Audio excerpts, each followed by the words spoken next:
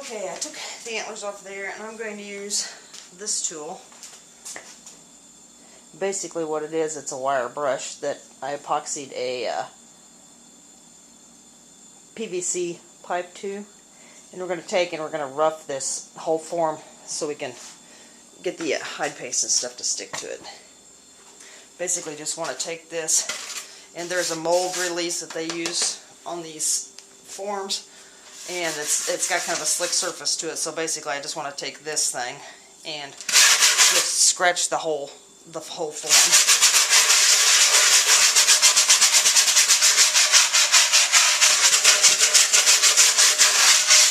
And I'll just do this on the whole thing.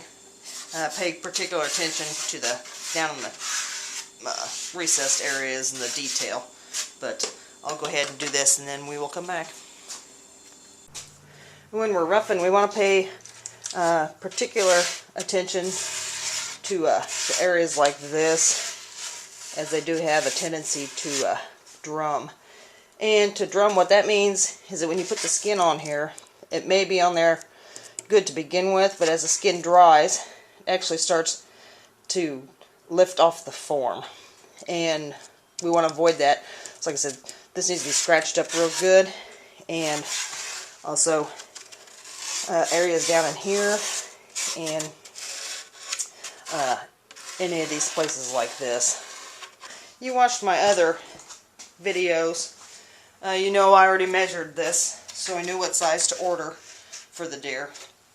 And I'll show you how I put artificial noses and everything on my deer also. So I will finish this up in just a minute.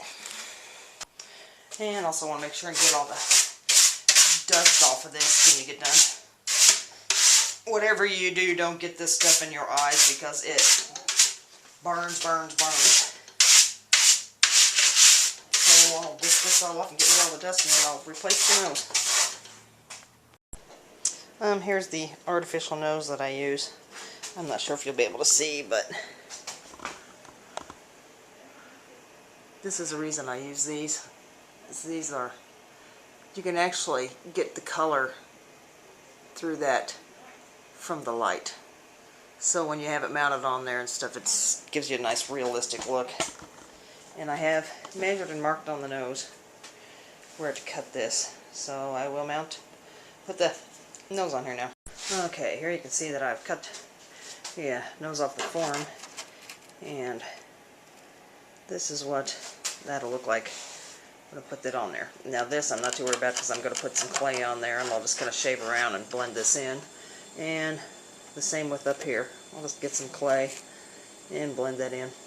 So we will hot glue this in place, and I only want to put the hot glue down here, because if you put it in the back, it will come through the back of the nose. So I'll just put some hot glue here on the base of this. I want to make sure there's no dust on there, or the hot glue won't stick.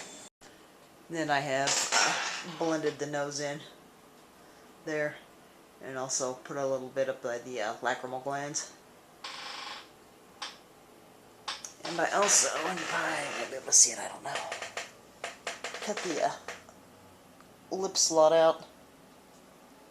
You don't want to cut this real wide, but you don't want to have such a narrow one that you pop the foam.